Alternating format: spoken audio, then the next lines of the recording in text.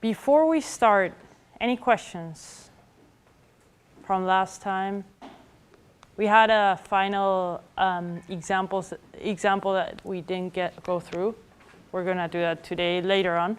But OK, so again, in kind of recap, we're going to do a wrap-up by the end of today on everything that mixed models imply.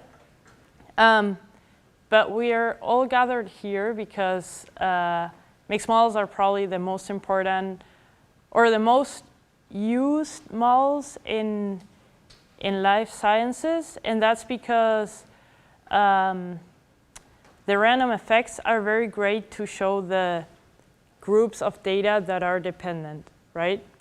And so to show what is similar to what, and that could be everything inside a block is similar, everything from the same year is similar. And so that's how we go about creating small groups of data and modeling that. By the end of the document, you'll see I even put a quote from a book of someone who argues that we actually should justify why we don't fit a mixed models effect in case we do.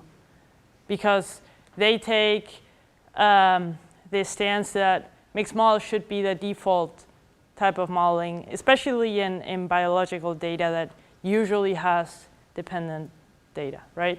Because we went all from, and this is what most of you guys, and I did as well, when you took your first Intro to Stats course, you probably studied this model. X-beta is like very generic fixed effects, right? Model matrix and the parameters, plus the errors, right? And we assume that the errors are IID, normal, 0, sigma squared, right? So there's two things here. First, this IID, we know that doesn't always hold. That's why we include random effects, because random effects account for that dependency in data, in blocks, in pens, in repeated measures, right? So that's where we add, this was fixed effect. And this would be random effects.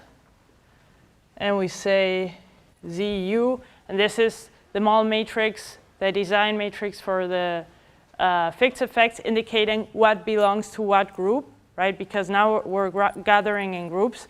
And these are ones and zeros, always, ones and zeros, meaning it belongs or it doesn't belong to that group. And these are the random effects, right? And then here we say, OK, U is also IID, or arises from a normal, let's say, 0, sigma squared U, right? This is the variance among the different groups of U. Could be blocks, could be years, right? And so the interesting part here is that for beta, we assume that there is one true value that we want to know, and that eventually, if we gather enough data, if we have enough samples, we're going to get to a true value, right? And our beta hats are unbiased, meaning you probably saw that in the document, there's something like normal, and this some function of the variance of the data, but it's the variance of beta hat, right? But the expected value is, so we assume that eventually if we gather enough data, this variance is going to be so small that beta hat is going to eventually be the true value, right? The true effect, the true mean. Whereas for the U's, and so here we can get confidence intervals, right? And so if we want to say treatment, or the effect of treatment A is different to the effect of treatment B,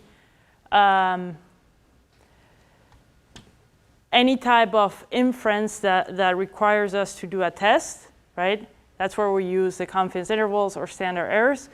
We're probably going to model that as a fixed effect. Because when the random effects, there are some ways people do that.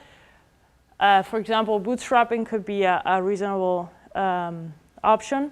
But here we assume that each u arises from a normal, right? So each u is one realization. So it's tricky to get confidence intervals out of that. We could, right? Because in the end they're estimates. But how we approach the two effects is very different. But anyway, so typically we would assume this model, right? And now we know that we add, so the fixed effects are usually those treatments that we really thought through and we really spent some time deciding what types of feed we would give to the animals, or what levels of fertilizer we would apply, or what bacteria we would use to inoculate something. So those are really thought through. That's why they're fixed. They're not randomly selected at all. But then when we go here, we usually put the elements of the design in the experiment.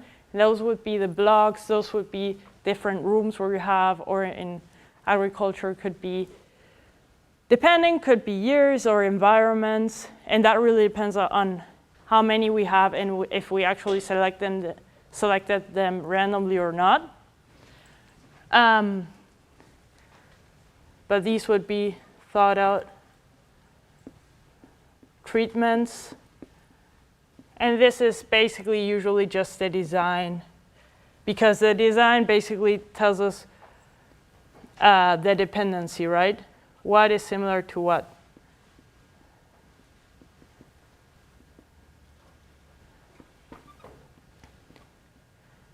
So this is basically what we were talking about on Wednesday and Friday, right? We all good with this? Okay. Now, the thing is, we were always assuming that this was normally distributed, right? And so the normal distribution has very, very nice characteristics. And one of them is that if I say that some random variable y is normally distributed with mean mu and variance sigma squared, the expected value of y is mu, and the variance of y is sigma squared, right? That's something we all studied in Intro to Stats. And those properties are very nice, because that is why we can just add the residuals, right? We can make these additive models very easily. And that's also why we say that the errors are normally distributed mean 0, because it's the same as saying y is normal, mean mu, and variance sigma squared, right? Because if we do the expected value of this, it's the same as doing the expected value of this plus the expected value of this plus the expected value of this, right? Those are just properties we're applying. And so, okay, the expected value of the error is 0. So this goes away. Expected value of u is also 0. And so the expected value of y is x beta, right? So that's mu. And this sigma squared, this would be for the independent case, right? But basically, we would be using this 0 here, but the variance would be directly the one from the residual, right? Okay. Now, the normal distribution assumes, you remember that it's this bell-shaped curve, right? This is the probability of each value y, right? And on both sides, it gets very, very close to 0, but it doesn't ever get exactly to 0, right? So we kind of assume, when we assume a normal distribution, we say that y can be in between minus infinity to plus infinity, right? And so this makes sense sometimes, sometimes it doesn't. Sometimes the fact that it doesn't make sense doesn't really matter, right? We'll talk about that later. But if we have, if y is, let's say, counts from 0 to,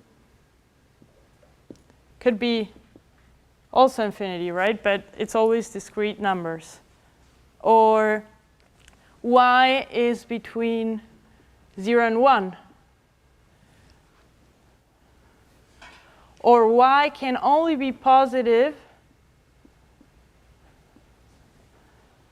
with some, and that really matters because we have many observations at 0 or very close to 0.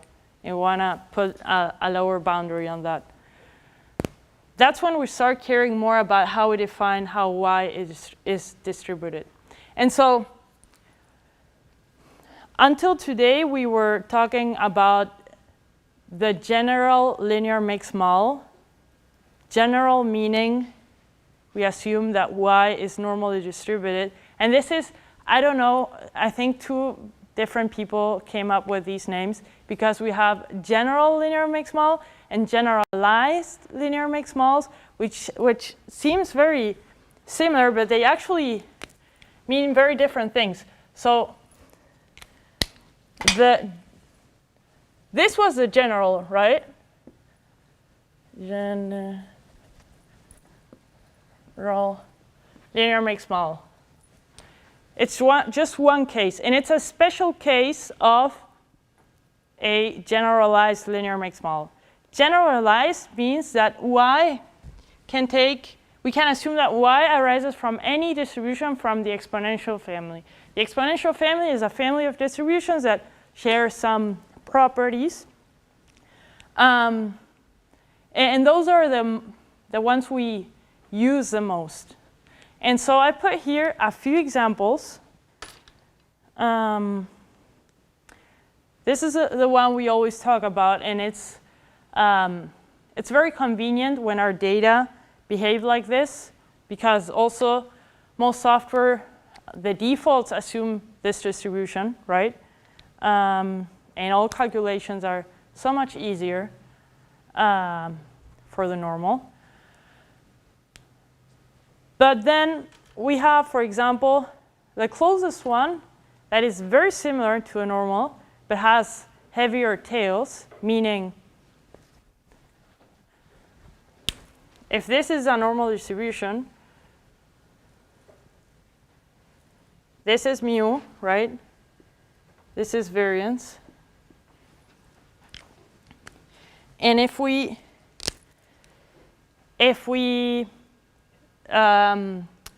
present here a t-distributed variable with the same similar variance, it's going to have heavier tails, meaning it's going to look something like this. What does this mean? Here, when we look at the more, here it doesn't really matter, right? The expected value is the same. But when we're looking at more extreme values around here, or around here, the normal is already almost at 0, right? But the t assigns more likelihood to those values, right? So if, for example, we have sort of called outliers in our data, meaning they are pretty extreme, but they're not crazy values, right? They would make sense. It's not that there's a nonsense value. It's just very high or very low, but something that could happen. Instead of throwing it away, we could just change our distribution. Because in the end, since you assign a higher likelihood to that more extreme value, this t distribution is less sensitive to outliers, right? Because under normal distribution, if it's a very extreme value, it's going to adjust and shift the whole distribution so that it's not so unlikely. And so if we have a very extreme value, our whole distribution is going to shift probably, right? If we have a t-distribution, it's probably going to shift less. Now the t has mu, sigma squared, and the number of degrees of freedom. And that is controlling how heavy these tails are. For very few, let's say 2 degrees of freedom, we're going to have very fat tails. And once we get to infinity, like towards infinity degrees of freedom, it's going to approach a normal distribution, right? So those two distributions are very, very related. Questions? OK, yeah, sorry. So other distribution, I'm just going to present these. We're going to look at 2 examples. But just so you start to be familiar with other types of distributions that may make sense to your guys' research. Let's say that we have only positive values, right? Let's say that this was centered at 0. There are distributions that assume that all the values, the support of that distribution can only be greater than 0. For example, the gamma, right? We have like a natural lower boundary that is 0. And now we see that it gets a little bit more tricky because the expected value is no longer just one parameter. It's a combination of parameters. We can reparameterize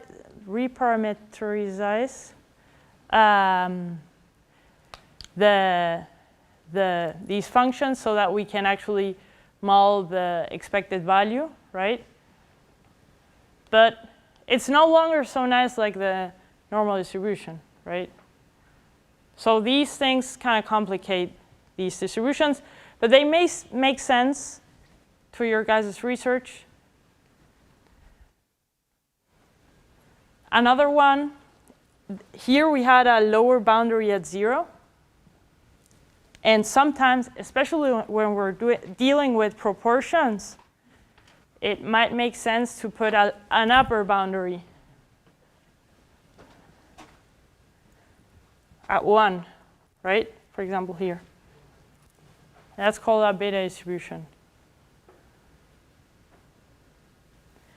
And if it depends, that flat line is when alpha and beta are 1.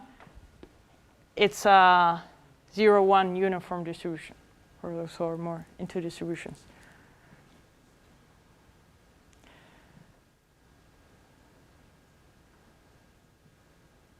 I know this takes some time to sink in. In the end, you see that, again, here, the expected value and the variance are just combinations of alpha and beta. Okay? In the end, for what is important to us, more applied researchers, is we're going to say, even though it's a beta or it's a gamma or it's a Poisson, we're going to keep writing y is, for example, beta, mu, maybe instead of sigma squared, psi. Okay? But just knowing that it's no longer so easy, right?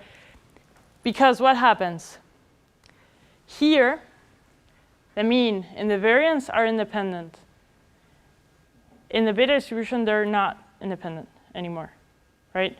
In the gamma, as the mean, for example, in the gamma, as the mean increases, the variance increases as well. If we look at Poisson, that are counts, the expected value is the same as the variance, right? It's just this distribution has only one parameter. So if we have higher values, the variance is also going to be higher. And that sometimes makes a lot of sense also, right?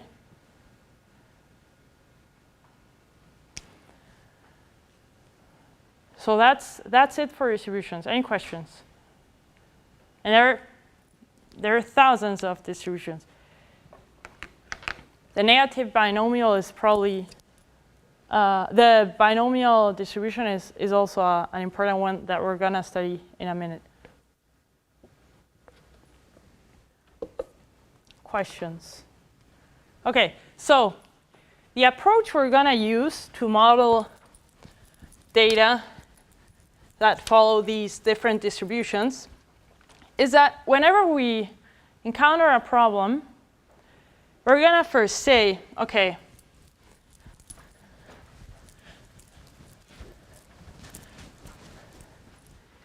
we're going to ask 3 questions, OK, or do 3 things. First of all, what is the distribution of y?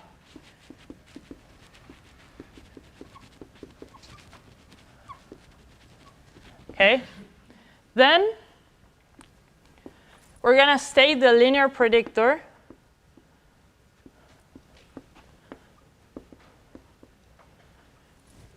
And then we're going to define a link function. This is going to make sense in a minute.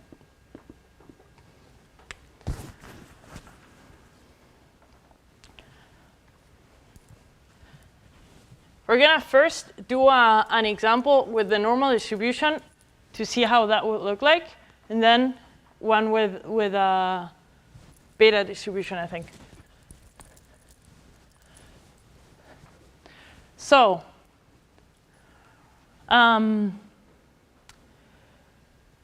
let's say that we had, I'm going to write down the problem here. Let's say that we have, this is a real example, fecal dry matter from swine, from a swine study, okay, that was a randomized complete block design, okay, where the blocking factor was a room,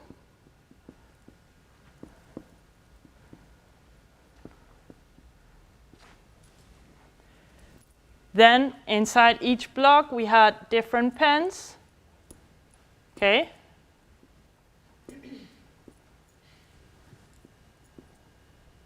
with subsampling and repeated measures. Very, very complex. And this was the last example from Friday that we didn't see. Yeah, subsampling. So 3 observational units per experimental unit.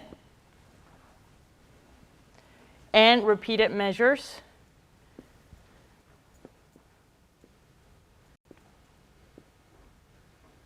OK.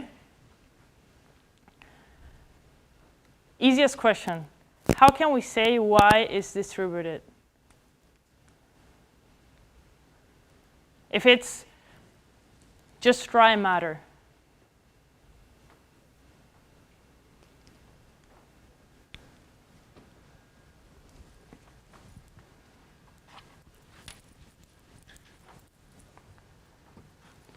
I'm going to say normal is plus infinity, minus infinity,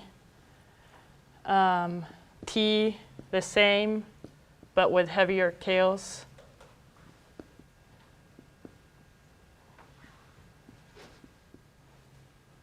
Gamma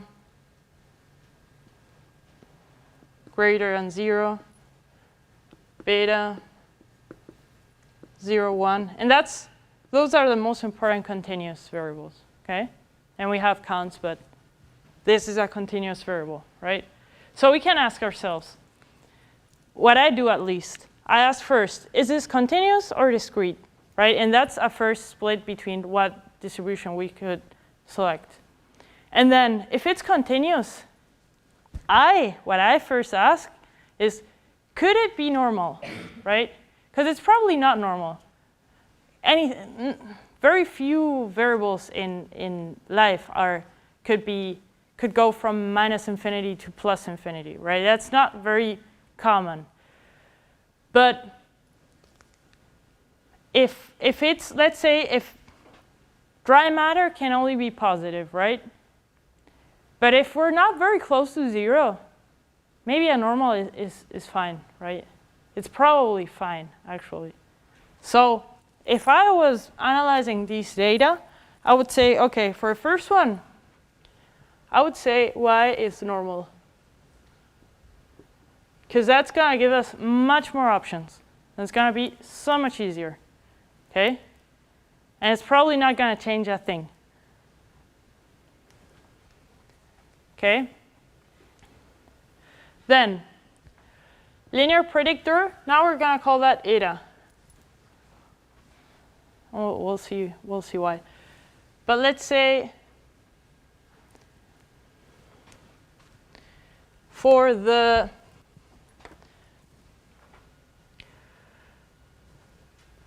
ith room, sorry, for the ith treatment, jth time, ith treatment, jth time, kth room,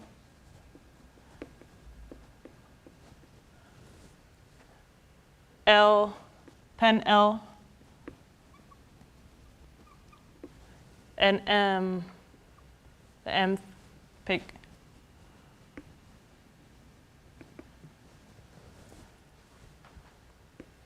We have sort of an overall mean.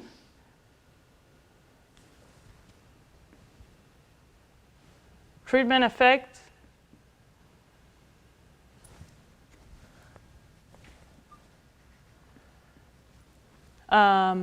Time, treatment by time interaction.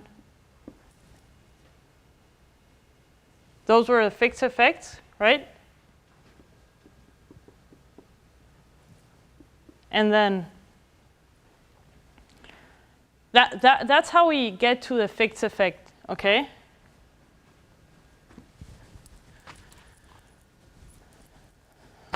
This is normal T, gamma, and beta.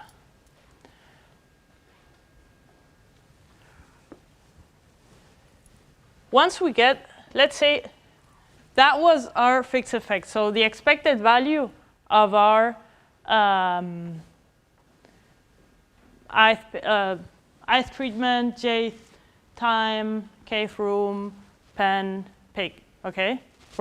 We got to that point. That's the expected value. And it's really, it depends on the treatment and on the day. OK? That's all that matters. So that could even be like mu ij, we could say, right? Because it's common to all pigs in all rooms, in all pens. Then we say, OK, there is some variability, right? Whatever value we could observe could be a little bit higher or a little bit lower, depending on what room that pig was in. And so this variability is sigma u, right? That is the variability among rooms. OK? And we could fall, let's say, above. And so this value right here, this is UK, the random effect of the kth room.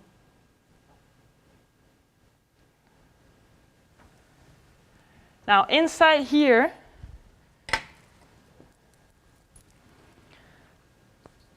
one room has many pens, right? And they all are a little bit different, right? Or everything coming from the same pen is more similar to each other than from a different pen. So, OK, here we also have some variability between pens.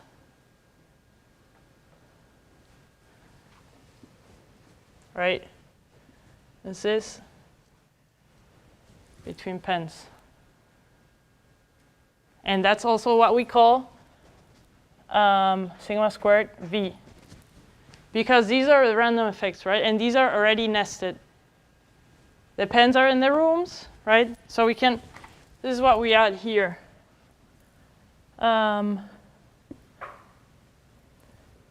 Pen L in room K. Now, if we were in another room, maybe we were here, we would have the same thing with the same variability, right? Yes or no? Okay. Inside pens, we have the pigs, that would normally be the residual, right? We would be, because once we're at this level, we're already at the pig level. That's the smallest unit, right? Because actually the pens are the experimental units, but since we have subsampling, we're adding this. What happens? We not only have subsampling, we have repeated measures. So normally this would be the residual, but now we also have to include that variability, like that loss of independence due to repeated samplings. So that's why we're adding this level. And so like we're going to have, in this case, 3 pigs here, right? Each one would have its own variability. And this is the variability of the pig in terms of the repeated samplings, right? This is a sigma that goes in the R1 covariance structure if you're using one, if it's necessary. Just assuming that it's necessary so that we can do this exercise. Okay, so that's what goes here.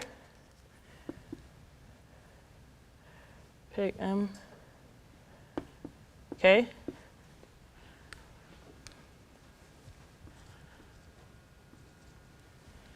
And then, now at this level, we would have the residuals. Okay, the smallest level. And that's where, but that's already the residual is at this level. So we don't need to add it in the linear predictor. Okay? So these, again, I'm just going to point out, these are the blocks or rooms.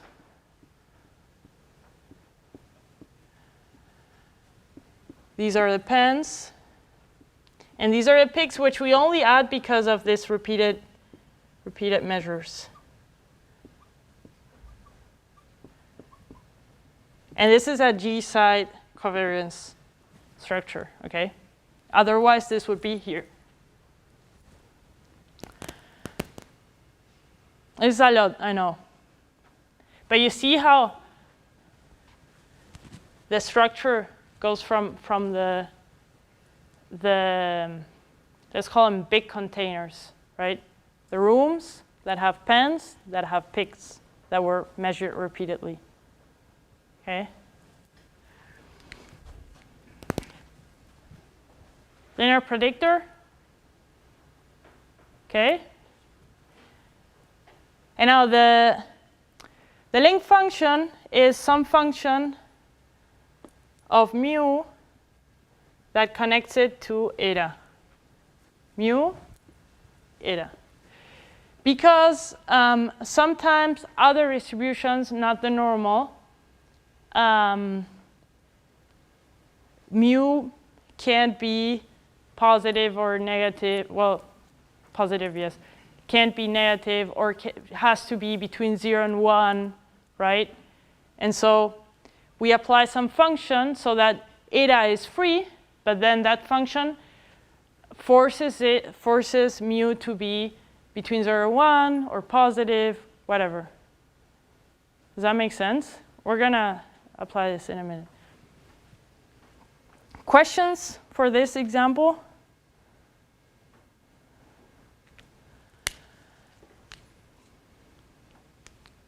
Okay.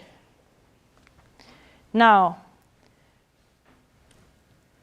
what if, instead of measuring fecal dry matter, we measure digestibility in percent. Some proportion.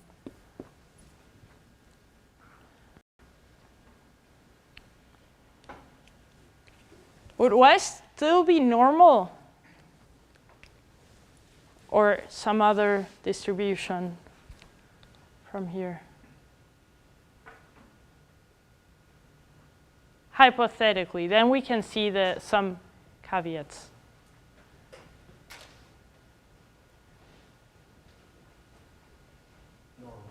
Normal? Any other suggestions, comments? Normal meaning minus infinity to infinity, right? T. T minus infinity to infinity with heavier tails. Gamma only positive. Beta between 0 and 1. Proportions.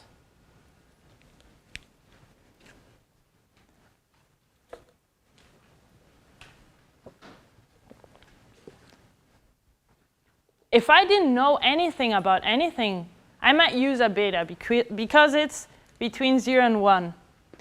In this case, though, the beta between 0 and 1 is very helpful when we have this is 0, this is 1. Okay? When we have data that are here or both, right?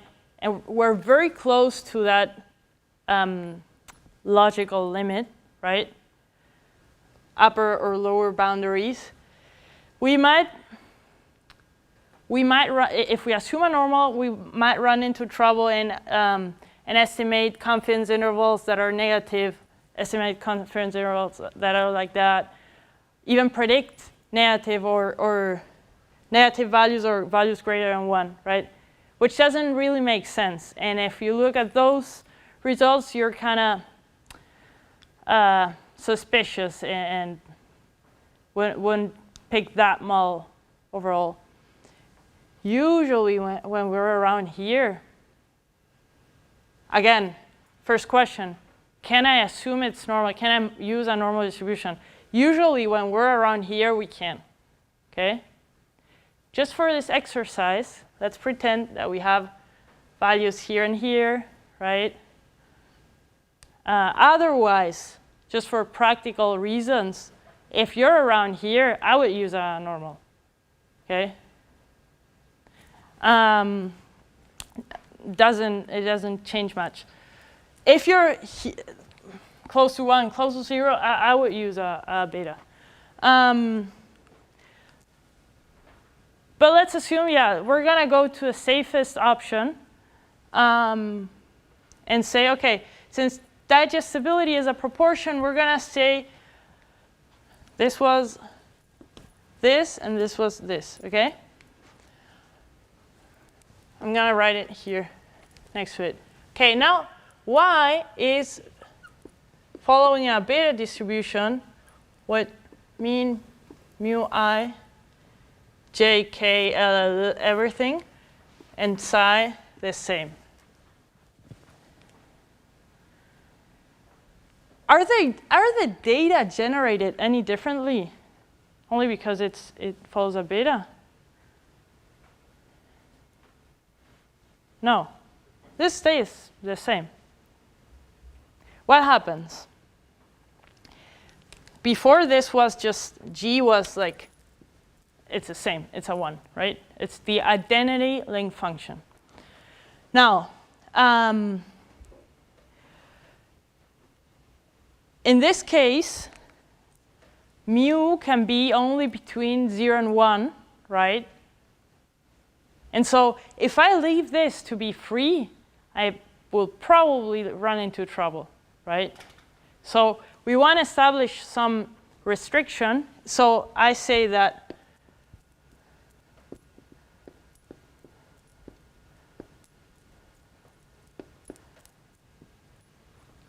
I connect mu and eta through a link function, right? And now mu will always be between 0 and 1.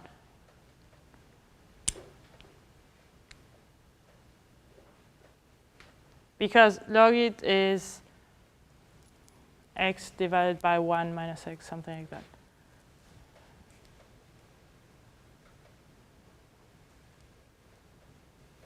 But what we mostly care about in this workshop is about how we define what data are similar to what data, right? And that's in the linear predictor. And then we just care about defining a reasonable probability distribution for y and some reasonable link function. Okay? Questions?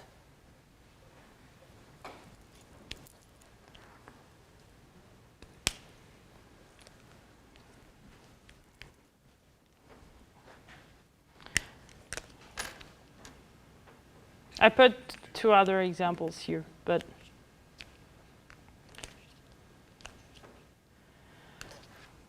log transformations. Yeah? I'm just curious about the peaks there in the model.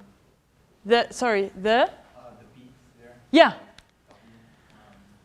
Don't we have the residual method within the peak here? Because the peaks are final level of repetition. Yeah. So the peaks are that's true. And this is just because if we did on our side a covariance structure for the repeated measures, this is just showing the correlation between one day and the next day and the day after, right? And that's only showing the correlation between days, but it's for each peak. That's why this is here. Does that make sense? Otherwise, it's just the residual. And because you added this, you assume that the residuals are independent.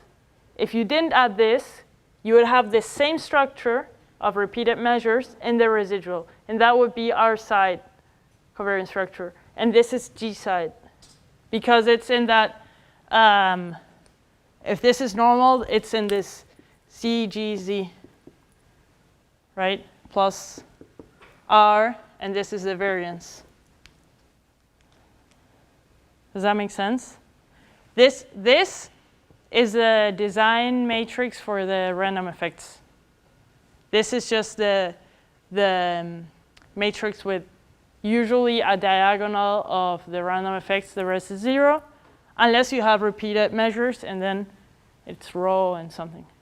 Does that make sense?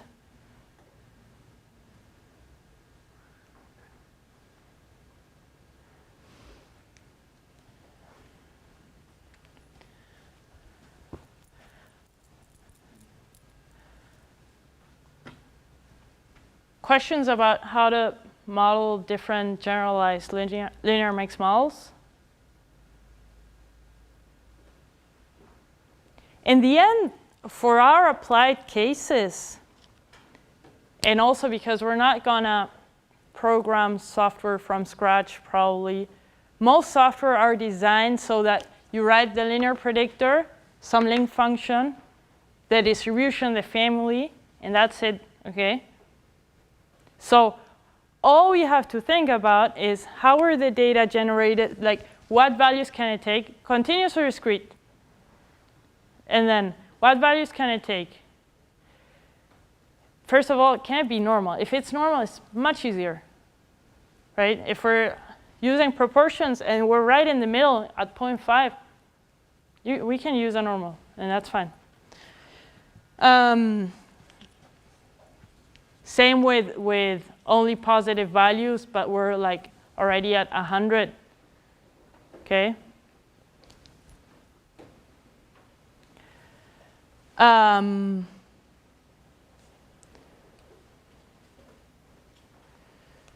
I wanted to make one comment on log transformations because I saw some comments on the sign-up sheet. Someone wanted to learn more about when we have to log transform our data or not. There are two big, very strong opinions on this. Some people say you should not transform your data because it's better to model it at the observation level, right? Because in the end, you care about making inference about your actual observations, and if you transform it, it's not so interpretable anymore, right? So there's that. And usually we have different tools to address heteroscedasticity, for example. That's the reason it's usually applied. Let me show you. Usually, if we have, this is our data, and variance increases with the explanatory variable, like that. That's one scenario where we often apply the log transformation. You've probably heard of it. And that's fine. If you apply a log transformation, you're assuming that the residuals are log normal on the observation scale, right? It's only being aware of what you're modeling. You could also model a gamma, and this also, here, the variance also increases with the mean, right? I'm kind of more on the try not to transform your data side, but it's not that there's a right or wrong answer really here. As long as you know what you're doing and you check your model fit and everything, I don't think there's right or wrong there. Questions?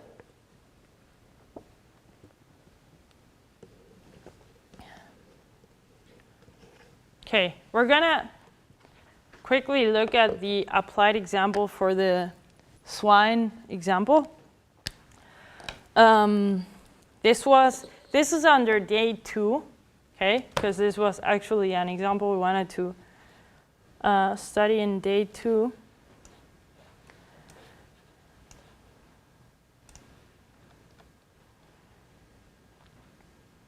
Here.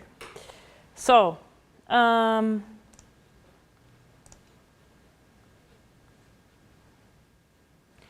the data are the ones I showed there, right? So we already know the model we're gonna fit, okay?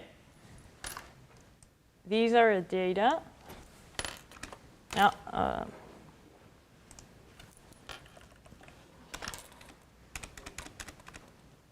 I'll show you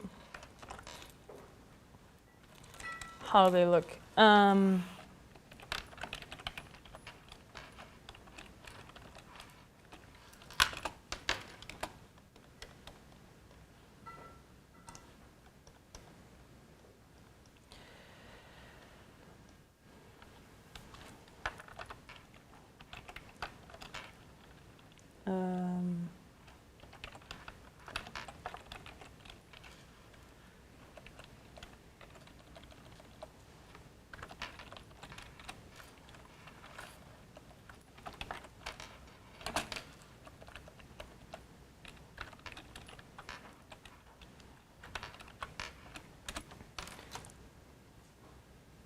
Okay, so these are a ton of observations, right?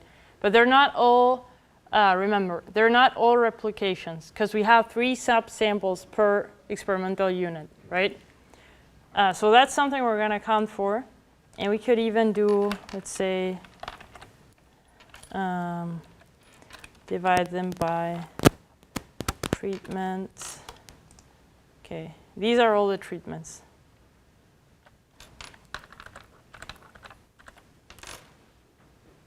Okay, and so what I would look for here are very extreme values, but they all seem fine. They're all around 10, 40%. So they're not really very high, very low values, right? We could fit a normal distribution. We could also fit a beta distribution if we wanted, and actually fit the two, and the results are exactly the same. Because there's not that trouble when you're close to 0 or close to 1 right here. Okay? So,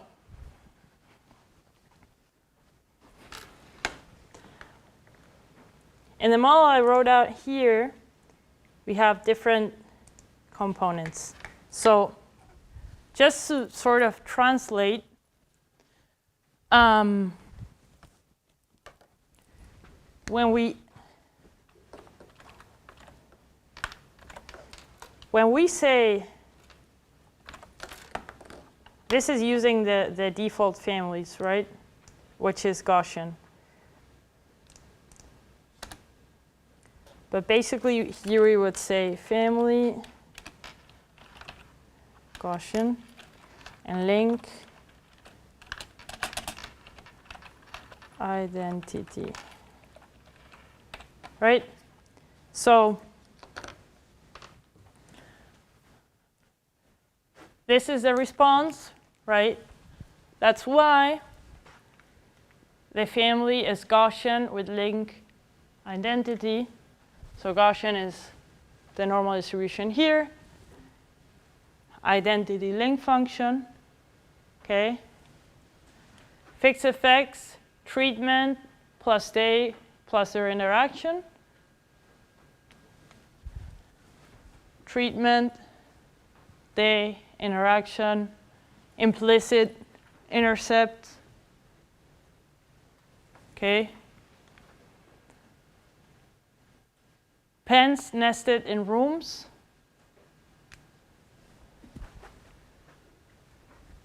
Rooms, pens, and the nested, you see, it's all the combinations of rooms by pens. So if we had two rooms, and each room has 10 pens, we're going to have 20 random effects of pens in rooms. Okay? And the last one is this R1 covariance structure, where day is the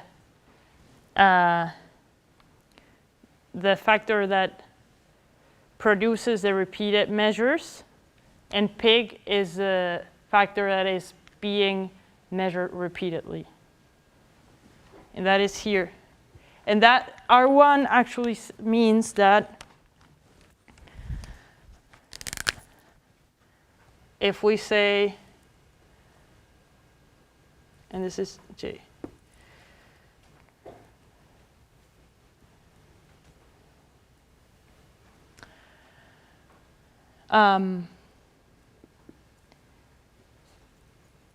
these random effects are that variance times, I think here we had 3 days.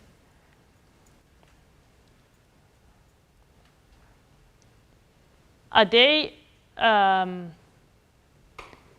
same day will have only that variance. That would be the variance of the intrinsic variance of the pig.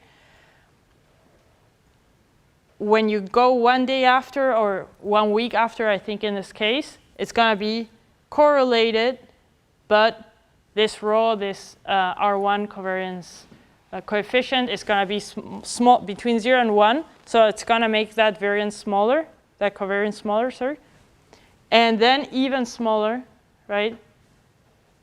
And that's basically what R1 covariance structure means. And there are tons of covariance structures. This is just one. And so if we run this,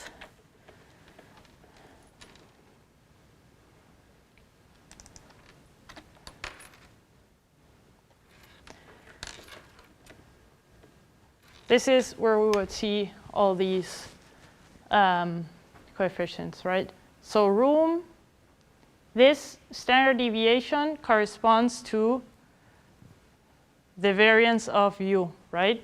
Or that variance. the first one we draw over there. Pen room is the second, is the variance, the variability among pens, right? It's the second variance we draw over there. And then pig is this one, right? Standard deviation is that one, and this is the row that is reducing the correlation every time that 1 week passes. Does that make sense? There are complete courses about how to fit these models, and model check-in is a big part. So right now we're just gonna look at the plot of the simulated residuals. Again, for a normal distribution, it's kind of the same to use this function or do our own plots for diagnostics. For binomial, beta, or other distributions, it starts to get more tricky how to diagnose those plots. And so this function is really useful to do model diagnostics on generalized linear mixed models. That's why I'm showing it. And the thing is that it simulates residuals based on the fitted model and shows them to you in a standardized way that it's very similar to interpret, very similar to Gaussian models, which is the case. So we see that there's no huge deviations, no over-dispersion. This seems fine. So whatever means and mean comparisons we do, which in this case, there are not very huge differences among treatments, it's going to be safe because we checked their model. And that's what we needed to look from day 2. And just FYI, we're going to go to a break in a minute. But by the end of this document, I put a plot showing these distributions, right? This is what we just looked at. The fixed effects got us here, and that's that. And then we have the variability among rooms.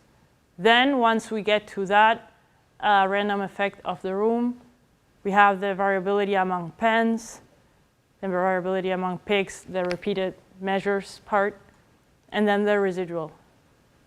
It's the same thing as here, only spread out so that it's easier to interpret.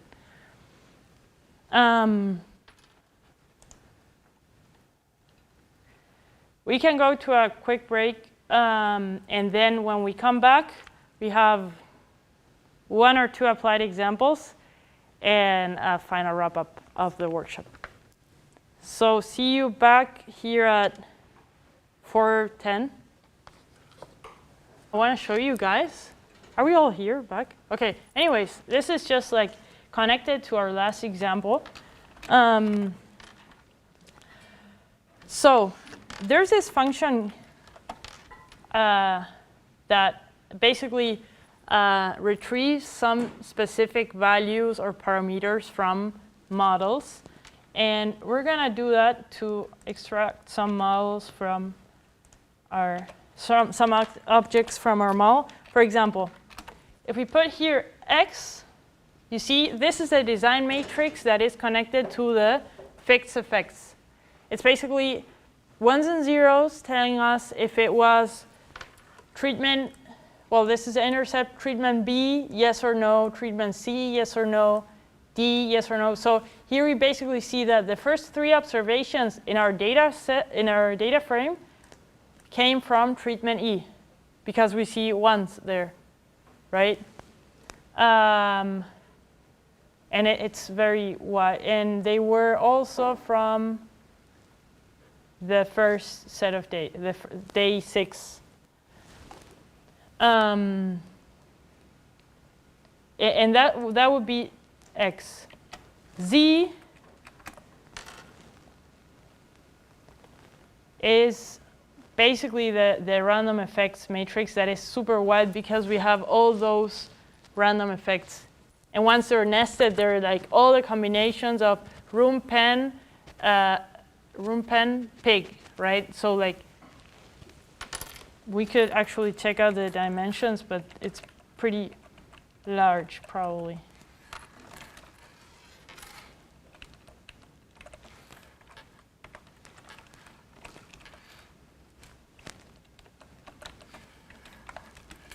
(600 columns, right?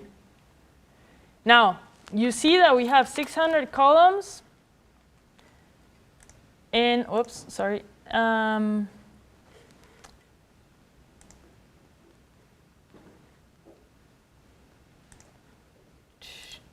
Here. In a data frame with 540 observations. Now, we're not estimating 600 parameters, right? Because we don't estimate the random effects. We estimate the variance of the random effects. It would be crazy to try to estimate 600 parameters with 500 observations, right? That's also one of the benefits of having random effects. That we can, that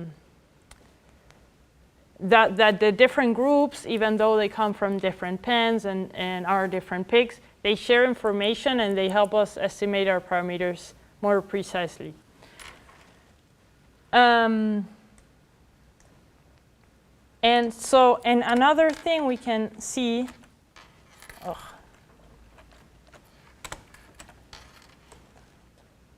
we can access, these are all the random effects, which in a breeding scenario would be the blobs. I don't know who's from breeding here, but these are the realizations from the observations, the different distributions. And so, for example, let's take a simpler model.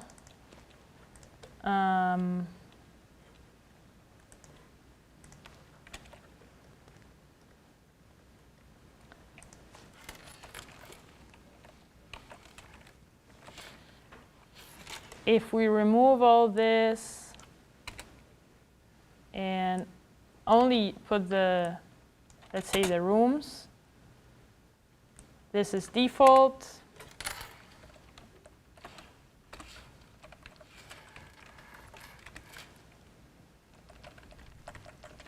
And get the random effects.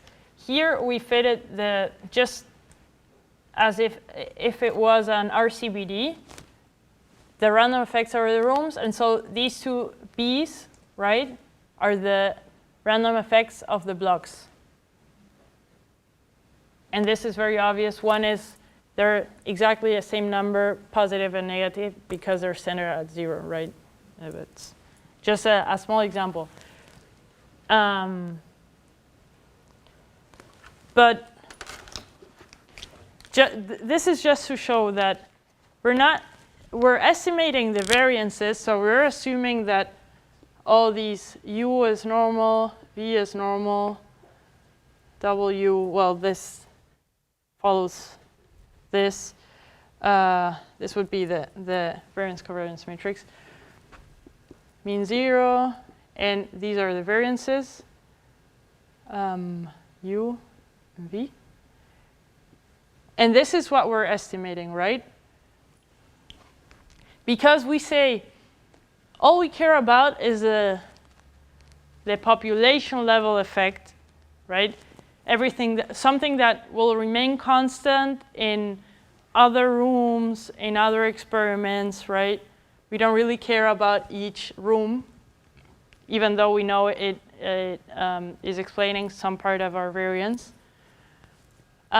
So we use the data from all the rooms, right, to get to this bigger population level effect, instead of splitting the data into many parts. As if we were, I'm going to show you later, but if we fit an all fixed effects model, we're basically splitting the data into many parts because we have to estimate much more parameters, very like room, pen, pig specific. And that would be impossible in this case, right? Because it would be too many parameters. And I got one question in the break. And they were asking, are these still normally distributed if y is not normally distributed? Let's say y is beta. Are these still normal? Yes. They're normal inside the linear predictor, right? And then we apply the length function to get to the mean. But the random effects, we still assume they're normal. And that's like the most default assumption in all software, that the random effects are normally distributed. Questions? We're going to do one example.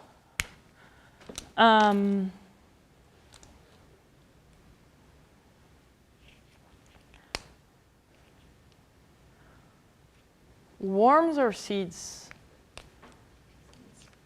Seeds? Worms? Worms are counts, and seeds are number of successes, basically number of germinated seeds in a total number of seeds.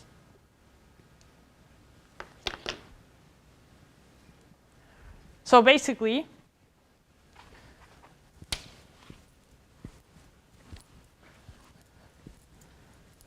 we're going to start with the number of successes. I feel that might be more applicable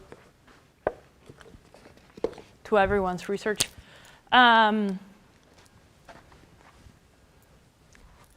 So this was an experiment where they recorded, so y was the number of germinated seeds.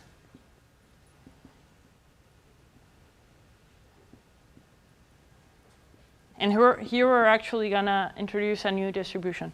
Y is the number of germinated seeds. N is the number of seeds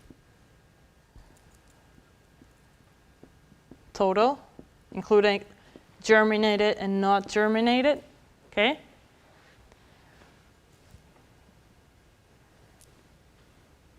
And this was in an RCBD, I think.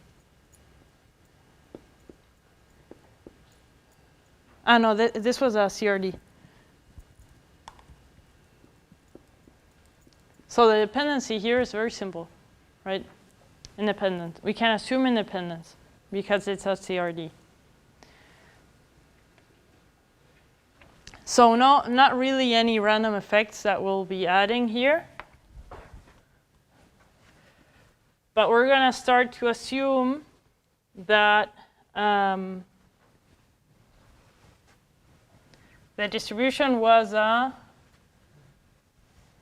binomial distribution.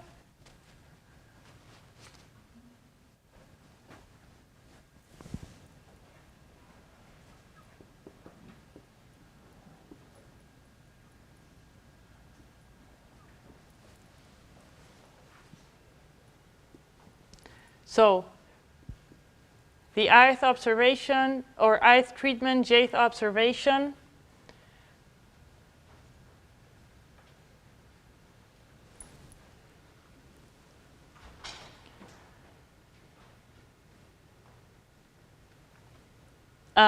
basically the number of seeds that actually germinated arises from a binomial distribution that has so many individuals that could successfully germinate and some probability that actually to germinate, right?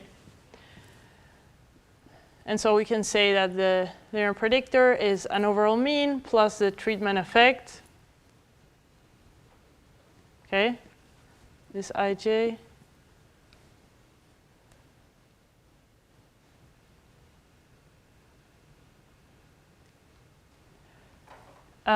Sorry, yeah. And then I think we can use a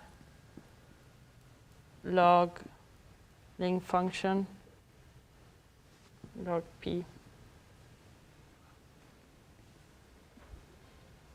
Yeah.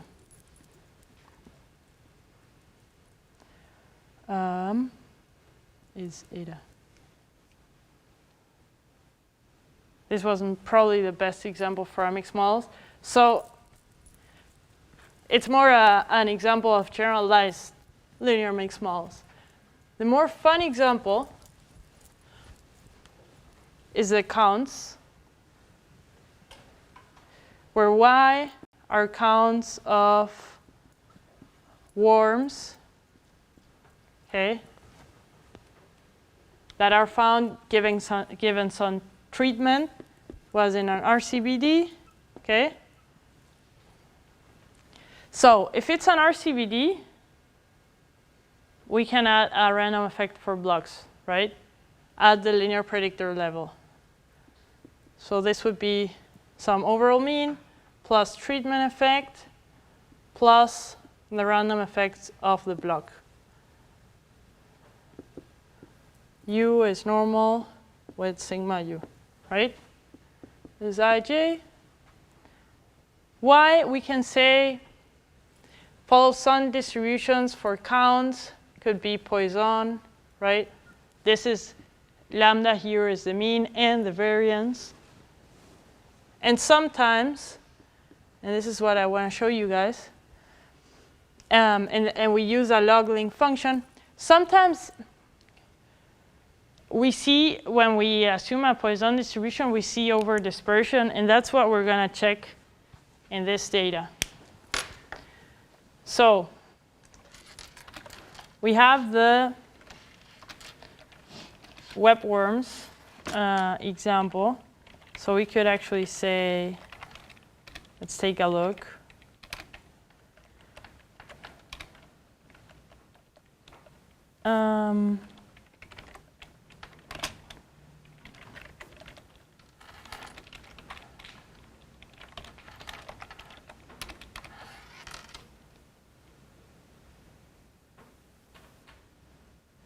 Okay, this is how the data look like, right? So you see we have counts, and this is already hinting this treatment might have a variance that's a little bit higher, right? Still, we can fit, first of all, the most simpler model that is, again, fixed effects, that's the treatment, right? Then the random effects there are there. And we're assuming a Poisson distribution with a log-link function.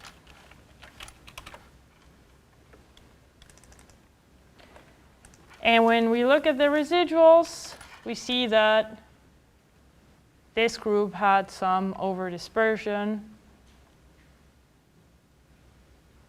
And that's where we can apply a negative binomial, which is very similar to a Poisson. It's also counts.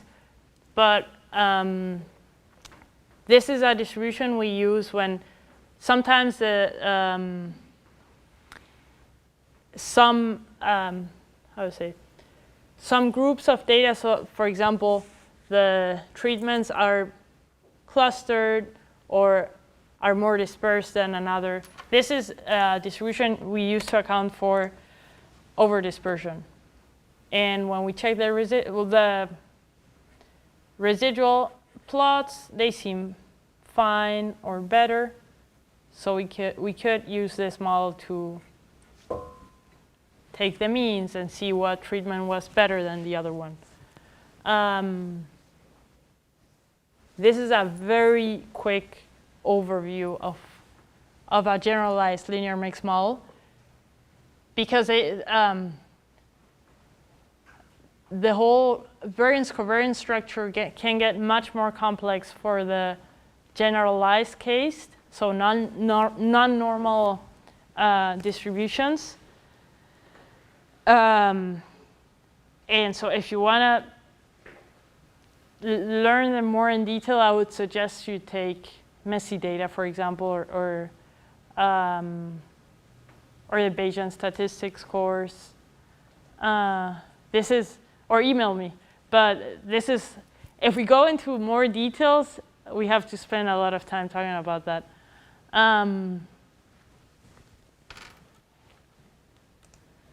So I want to start talking about hierarchical models. And we have 30 minutes. So do you have any questions so far? Again, the whole point of this workshop is to talk about mixed models, right? It's to expand the linear model a little bit from that IID assumption, where we know if we have a design experiments, probably our data are not independent. And IID normal assumption is today the data might not necessarily be normally distributed. And now, you will see in the literature that mixed models are usually also called hierarchical models or multi-level models. And that's usually because we can establish those hierarchies like we did before. And I'm going to do a more general example of that. And just so it sticks, because this is the core of mixed models applied to design experiments, right? So let's assume a normal, just for simplicity. Okay?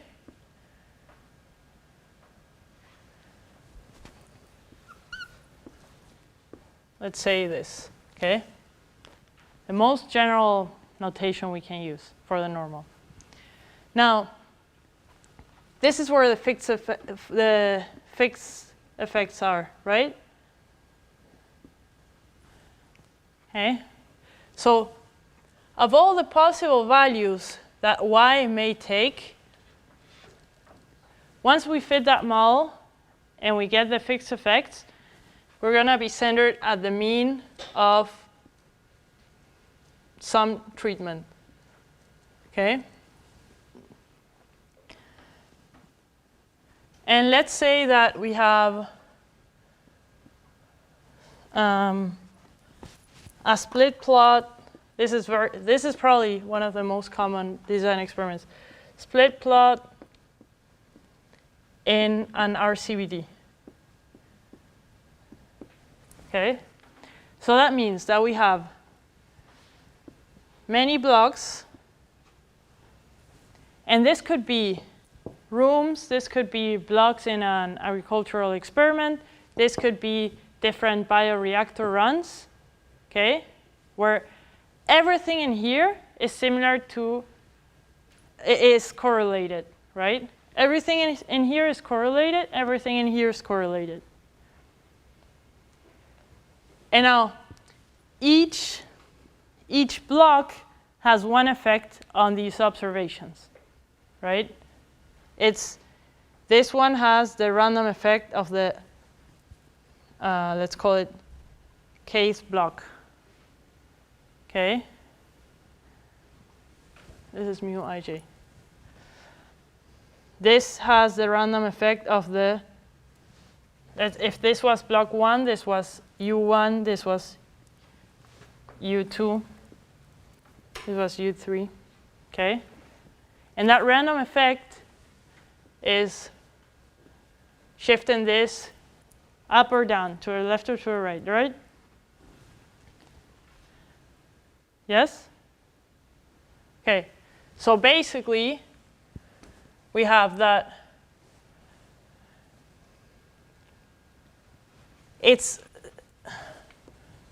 the random block effect is a normal that is centered at 0, right? So if we add it to the, if we slap that on top of the expected value, it's centered at the expected value, right?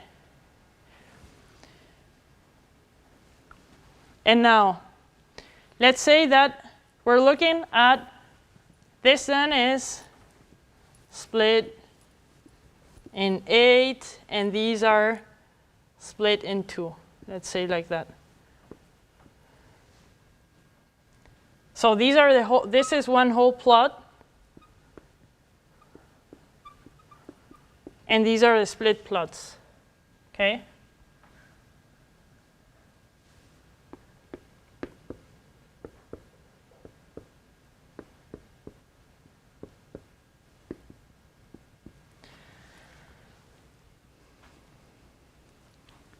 So if U1 was there, that is, so right now we're adding to the, if this is the linear predictor, it's the overall mean plus the treatment effect plus the other treatment, their interaction, block effect, the whole plot effect, I and K, and the residual, right? This is a split plot. We are here, no, sorry, we're here, and that got us here, right? Now, if we add this, we're here. If we add this, which now it's, we already added the block effect, so we're centered here. And right now we have the variance among whole plots, right? So remember that if we are inside one block, we randomize all the treatments of the first factor. And then inside that factor, we randomize the treatments for the second factor, right? So the first factor sort of acts like a mini block for the second factor, right? So we included the big blocks, and now if we only look at one of these, each one of these whole plots looks like a block for the second factor, right? Does that make sense? These are like mini blocks. And so just like they are mini blocks, we're going to add them just like we added the block before, right? But these are inside the block. And so this is the variance given by the whole plots. And then if we look, let's say, at this whole plot, let's say that V fell here. But all these have their own values, right? All these have their own realizations. So this, we have 8, we have 24 different realizations because we have 24 different different whole plots. So like we're gonna have 24 here, okay? Just like here we have, well, 3, maybe like that. Or this would be a little bit here. Does that make sense? And because we're looking at this, we're shifting to the random effect of the first block, and here we're taking the random effect of that whole plot. And now we're inside this whole plot. We're at this level. And this was randomly assigned, and so we have the error. That's the only random variable left. And so here is where we see the variance of the residual.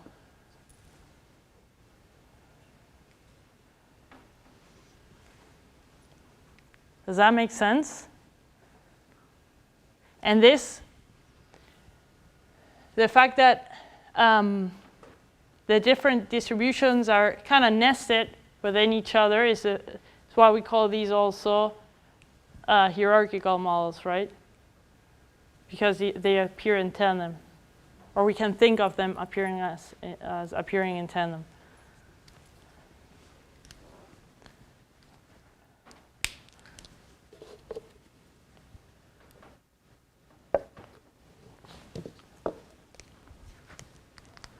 Does that make sense? And so the good thing about this also is that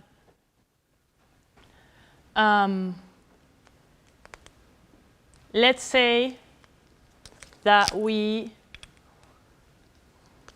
and this happens very often, by the way, let's say that we lose this sample.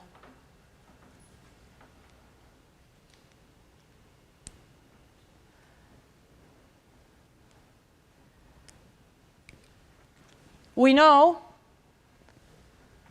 the overall mean, right? That we estimated thanks to all the other values. But if we lose this sample, we know that, okay, it was in the first block, right? So this is the random effect for that.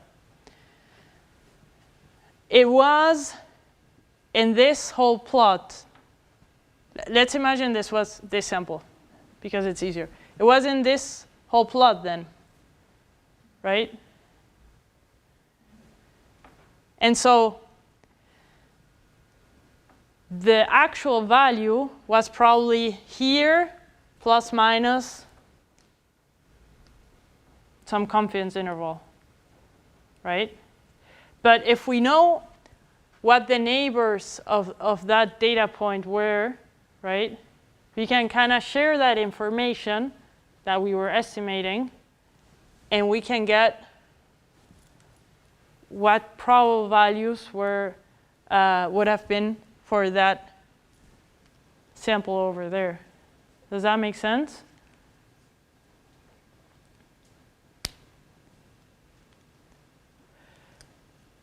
Because when we have this hierarchical model, same thing for this here. We know it's first block 1, okay? But let's say that this whole plot had its random effect here, okay? And the variance of the error we know. So it's probably around here, and we can estimate some confidence interval using this variance.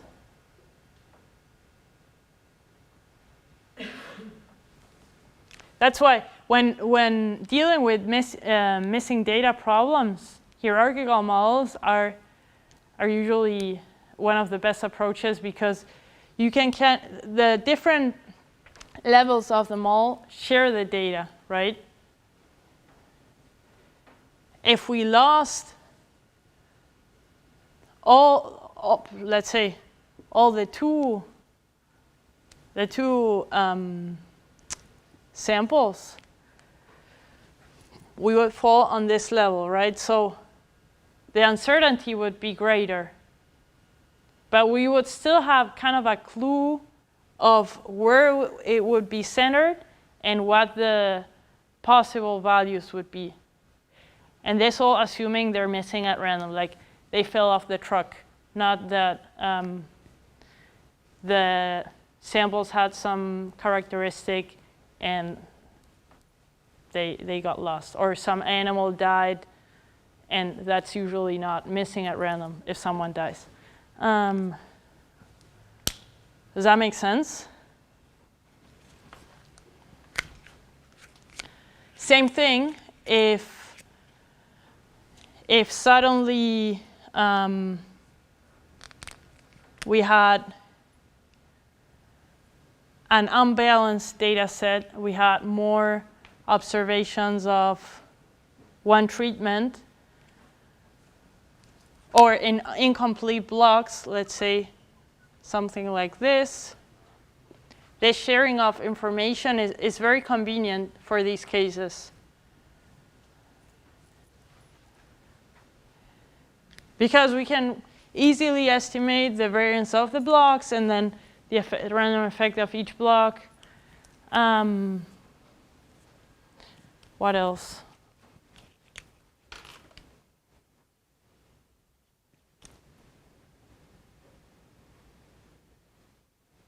Oh, and one last thing, that I know it's very common to get a bunch of samples and average them, take an average, and then use that as data in another model, right? What we're doing there is actually we're doing two models, right? Because when we're doing the average, we're saying, okay, this is normal, mu. And remember that for this very simple case, mu is just an average, right? But then if we take an average of all the data we collected, and then take the mu and put that as data in another model, right? And then we actually say y, but it's actually the mu from the other model. We're forgetting about this variance here, right? We're not propagating, that's what we call it, propagating the error, or propagating the variance. And what this is, it's only information, right? It's only telling us how much those samples vary, right? And that's just useful to know how reliable our results are, right? In the end, we want to know if something varies between this and this value, right? If we do averages of everything, we're probably going to get very small p-values, but that doesn't mean that the signal was actually that strong. Or maybe yes, but we don't know if we lose this information, right? I know it's super common to make averages, but in a setting like this, you could just add another model, right? It's like adding a subsampling, and you model that variance. And that's another huge benefit of mixed models. You can read that at home. There's also, I put a blog post from the same author. This guy is actually a very huge Bayesian statistician. Has a really good book on Bayesian stats. But in the end, they all deal with hierarchical or multi-level models. So that take-home message is the same.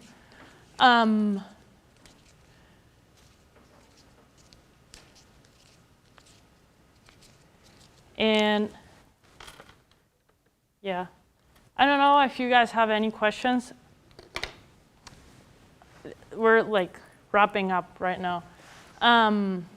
Everything that, or almost everything that we talked about in this workshop, it's in this book. There's a lot of discussions on fixed versus random effects.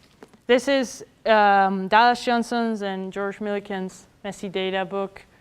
These were two very good statisticians that were here from K-State. They're super retired now, but they're excellent statisticians. Like they were very impactful in their field.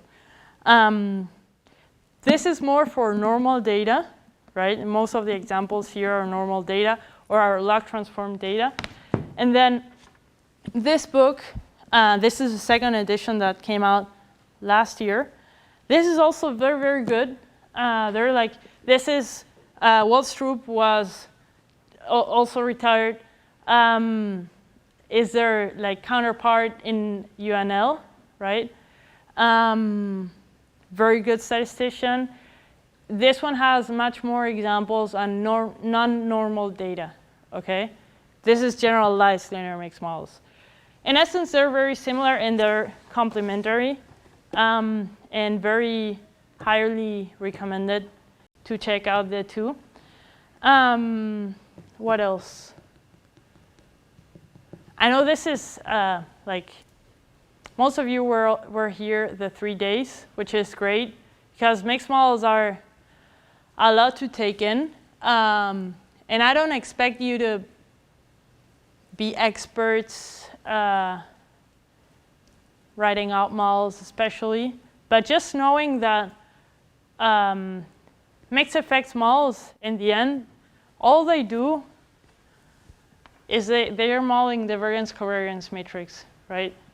And they're showing us what is similar to what. And they're breaking that independence assumption that doesn't hold most of the times.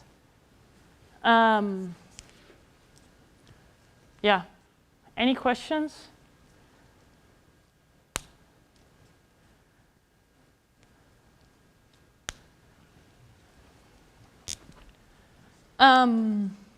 Okay. If you don't have any questions, I would really appreciate, I'm going to send an email later, if you can fill out this survey on the topics, what you thought of the examples, and any other good or bad comments are highly appreciated for next editions or future editions of another topic. Feel free to email me, because I know we didn't cover everything. We covered only a part because it's like this and more, right? And only 3 days, 6 hours. So like this is a very general overview. And last, I'll be teaching design of experiments this summer, and messy data this fall. Everything's going to be applied in R. Like, you can use the software you want, really. I know most of the stuff better in R. SAS is great. It's easier. It's just that if you go to work in industry, they're probably not going to pay for the license. And so I prefer to teach in R so you can take it with you. So yeah, tell your friends if they're interested in taking design experiments and or messy data, and yourselves, obviously.